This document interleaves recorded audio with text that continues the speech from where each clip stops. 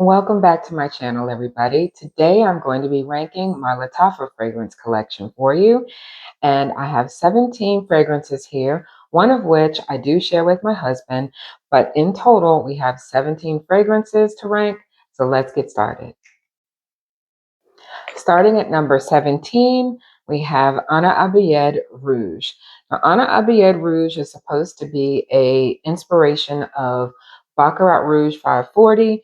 And the reason it lands at number 17 is because it's quite sharp. It does smell similar, but it's quite sharp. That sharpness lasts through a good amount of the wear time, and it's just honestly not a very good inspiration. I feel like Ariana Grande's Cloud is a better wear, at least on me. So for that reason, Anna Abiyedh Rouge is at number 17. At number 16, I have Her Confessions. Now, Her Confessions, I really enjoyed when I first got it, and I've had it for quite some time now. It's had a chance to mature, and there's something in here, I believe it's the Mahonial note, that while it's not awful, it doesn't play the best on my skin. Um, so it kind of deters me from wearing it. It's a light scent. It doesn't last very long on me. And it is supposed to be an inspiration of Blanche Bette. And it's nice, but it's a little bit lower down on my list. So at number 16 comes Her Confession. Number 15, I have to remember where I am. Number 15, I have a travel size of, and I'm glad I only have a travel size of this. This is Yara Candy, and it's fun, it's light, it's youthful, it's fruity, sweet, it's giving gummy candy, and it's fun. There's nothing really offensive about it. It doesn't last long. There's a teeny tiny bit of spice that gives it a little interest in the very beginning, and it's pleasant. I don't reach for it very much, even though I just have this little travel size, and I have another fragrance by, I believe it's Nudo, and it's in that little yellow purse. And that one smells exactly the same as this. So that's why I only picked up a travel size of this. It's nice, but that's why it's sitting at number 15. At number 14, we have the original Yara, the pink one. Now, this one is a powdery, sweet springtime fragrance, and I enjoy it. It's nothing to write home about, but it is pleasant. And this was among the first 5 or so Yara fragrances that I purchased. I still like it. Some people don't, but it's pleasant. It's fun. Nothing too serious. That's Yara, the original. Coming in at number 13 is Yara Elixir. Now, this one just came out last year, and I was so excited about it because of all of the hype that it got here on Fragrance Talk or Fragrance YouTube. And it's not bad. It's not bad at all, but it's definitely, at least on my skin, it's giving Yum Bougie Marshmallow, but not exactly the same. There's a little bit more of an adult flair in the dry down, a little bit more muskiness, and a teeny bit more sultriness, but it's not a sultry fragrance to me. It's a pleasant fragrance. I could see people enjoying this one at Valentine's Day, but because I have Yum Bougie Marshmallow and 2 other dupes of Yum Bougie Marshmallow, I didn't exactly need this one in my collection because it is similar. It's in the same family as that fragrance. And I also have a tiny version of Burberry Her, which is another strawberry fragrance. So I just don't need that many strawberry fragrances. So I do share this one with my daughter. And yeah, it's pleasant, and it's coming in at number 13, Yara Elixir. Coming in at number 12 is Yara Tooth, and this is the mango one. So I actually really like this one. in the summertime. It's mango, it's a little bit of coconut, and it works so nicely on me. Now, some people I've heard really hate this. And I think that if you don't do well with mango scents, you should not buy this. But if you love a good summery mango scent, I think it's great. It doesn't last the longest, so I layer it with a mango oil or a pineapple oil, and this can give me a long wear when I put it on like that. And it reminds me of my niece one time in the summertime. She was here, and when I wore this, every time I wore this, she's like, "Ooh, Auntie, you smell like mangoes." So this one is Yarrow Mango, and I do enjoy it. It comes in at number 12. Coming in at number 11 is Peace and Love. Now, this one I haven't had for very long, but let me tell you what, my husband adores this on me. I think it's pretty good, but I don't think I love it as much as he loves it on me. Let me give you the note breakdown on this one. I don't know if this is an inspiration for anything, but it is a little bit more complex and harder to pin the notes down when I first just smell it. So I'm going to read those notes to you because it has a lot going on. So the notes in Peace and Love are almond, blackcurrant, and bergamot in the top. In the mid, you have rose and tuberose, and the base is sandalwood, vanilla, and heliotrope. So it's a unique fragrance, definitely unique to my collection. I don't have anything that smells like this. And while I like it, hubby loves it. So that is Peace and Love. Now we're into the top 10, and coming in at number 10 is Liam. Liam is a quintessential rainy day fragrance. It's got notes of fig and tea, and let's see, what else is in Liam? Liam has top notes of cardamom, fig, and black tea, middle notes of iris and vetiver and labdanum, base notes of vanilla, sandalwood, tonka, and patchouli. And the patchouli is not very heavy, at least not yet. I've had this for not that long, maybe a month, but it is a beautiful, beautiful winter and rainy weather fragrance. It is unisex, but on me, it pulls so cool and calming and just relaxing. I love Liam, and that's why it makes the chart at number 10. Oh, and one more thing. Liam is supposed to be a inspiration for Gris Charnel, excuse me. Next at number 9 is Victoria.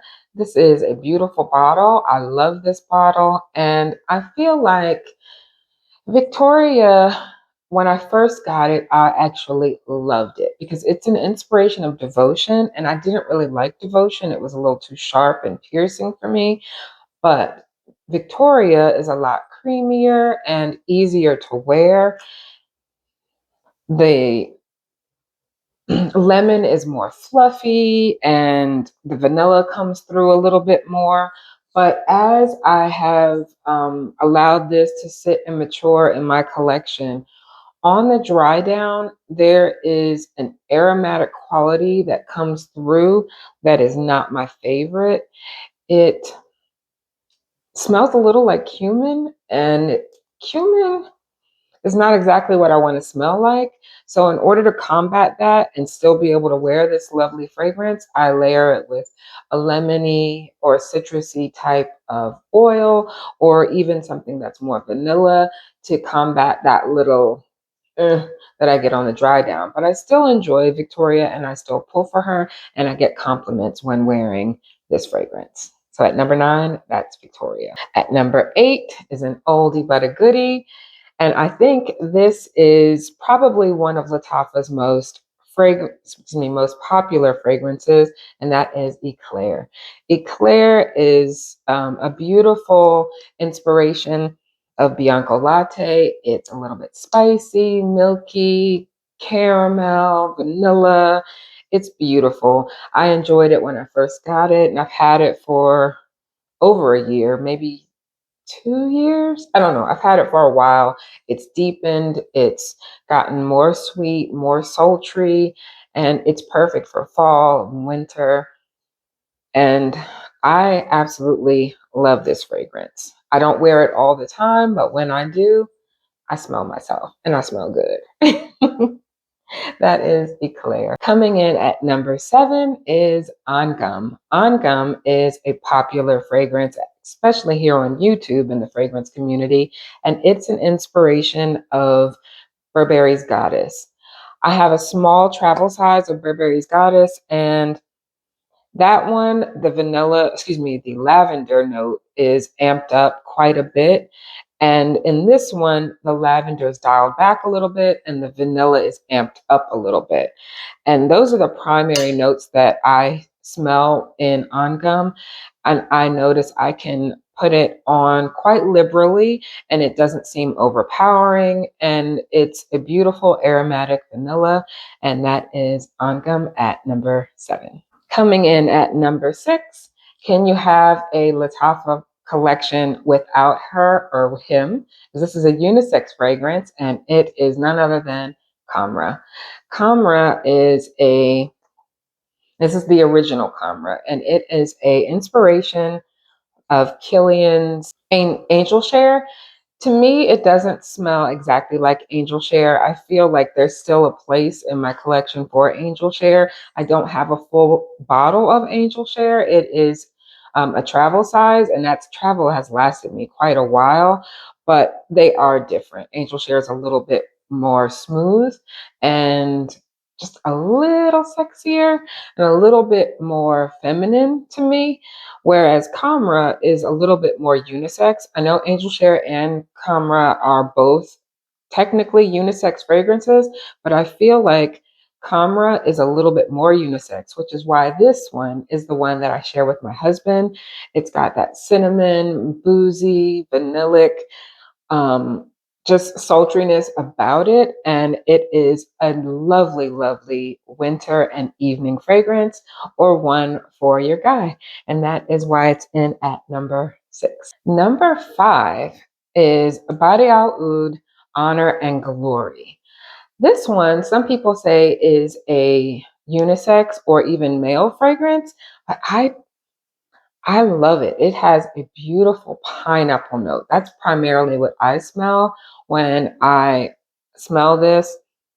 There are some woods in here and a little bit of spice, but the pineapple really shines through. I absolutely love this fragrance. I love to wear it, interestingly enough, in the winter, particularly January. It's so, so pleasant to me. Let me read you the other notes. So the top notes in Abiyedh Oud Honor and Glory are pineapple and creme brulee. The middle notes are cinnamon, turmeric, black pepper, and benzoin. In the base, you have vanilla, sandalwood, cashmere, and moss. Now, even though the pineapple is in the top, I can smell that pineapple throughout the wear of this fragrance, except for maybe in the late dry down. Then you'll get your vanilla, sandalwood, cashmere, and moss. And oh, I love this. This is number 5, Abiyedh Oud, Honor and Glory. Number 4 on my list is Petra. Petra, besides the bottle being beautiful, is in my top 5 because it is a soft, spicy, tuberose, sweet fragrance. Some of the notes are rum and plum. In the middle, there's tuberose and coconut.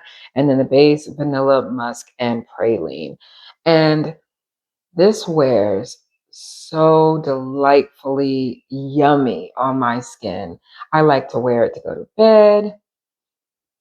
I'll spray more on in the morning. This is a evening summertime fragrance or a fall and winter fragrance. I love this. If this works well on your skin, as I know some people don't do well with tuberose, but if you can pull off a tuberose note and you like a coconut fragrance with a little bit of spice, because the spice is not overwhelming in here, I would say you would love Petra. Please excuse the little children playing outside. They're just having fun. But Anyway, I would say you would love Petra. It's beautiful to look at and even better to smell. That is number 4, Petra. All right, top 3 time. Coming in at number 3 is Anna Abiyedh Scarlet. Now, this young lady took over the internet for a little while last year because it was allegedly an inspiration of Petite La Rose by Louboutin. And I don't have that fragrance. I've never smelled that fragrance. I don't want to smell that fragrance because this is all I need in my sultry, sexy evening wardrobe. This is a beautiful rose and patchouli, vanilla. Let me get the notes for you, girl, because it is good. Okay, so the notes in here are black cherry, pink pepper in the top. In the mid, there's white rose, peony, tonka bean, and nutmeg. In the base is sugar, vanilla, patchouli, and caramel. I smell all of it. And it's blended so nicely. Now, some people have stated, and it's a fair critique, that it is a little bit of a dated fragrance. I wouldn't call it dated or out of style, but it does have a vintage quality. That sounds a little bit better, vintage. It has a vintage quality that reminds me of fragrances that one of my aunts used to wear back in the 80s. And I love her and I love this one. And so for me, Anna Abiyedh Scarlet is number 3. Coming in at number 2 is The Kingdom for Women. This one is a sweet gourmand. In it, the top notes are pear, peony, and cassis. The middle notes are praline, jasmine, and tonka bean. The base notes are vanilla, musk, sandalwood, and amber. This is my type of gourmand, and it's actually my scent of the day. It can stand up to the cold. As you can see, I'm wearing my baby is cold outside because we're about to get that big um, storm that everybody else is getting as well. This can stand up to the cold, but I think you can even wear this in the summertime. I have a little dent there, but I have worn this a decent amount and I just love it. This is my type of gourmand. It's not overly edible, but it is sweet. And I I just love this. I do love a good rose and peony, but it doesn't have rose per se, but it has peony. And sometimes peony smells like rose. So it has a light, very feminine quality, a little bit sweet, and just uber girly and feminine. And this is so, so beautiful. If you like anything that I just described, feminine, sweet, um, light fragrances that still last a little while, then I would pick up The Kingdom for Women. Drum roll, please, for number 1. And the only reason that number 1 isn't my scent of the day every day is because it is strictly a summer fragrance. That's the only drawback to number 1, and I'm speaking of none other than Anna Abiyedh Coral. Even though I've only had this since last summer, look at that bit. I have put a hurting on this thing.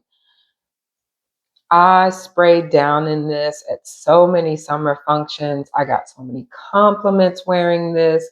This is supposed to be an inspiration of Wave Child. I do own a sample of Wave Child, and I like that one. I like them both. They're not one for one. This one has a little bit more. This one has a little bit more of a orange note, but it's not overly citrusy. It is a watermelon fragrance first, but there's watermelon, there's coconut, there's a little bit of that orange, and there's a little peach. It's all the fruits. It's a fruit salad, but then there's vanilla and musk that grounds it, and it's not childish at all. It's delightfully fruity and light, And if you like sweet scents, you will love this one. I have screenshotted this and recommended it to so many people who are like, what are you wearing? What are you wearing? You smell good. What are you wearing? Anna Abiyedh Coral is a quintessential summer banger. If you like any of the fruity, light, feminine fragrances, get your nose on Anna Abiyedh Coral. She is a beauty, and that's why she lands in the #1 spot. Thank you guys for hanging out with me, talking about all of my Lattafa fragrances. I hope you enjoyed it, and you guys go and have a beautiful, beautiful day or night, wherever you are. Bye-bye, everybody.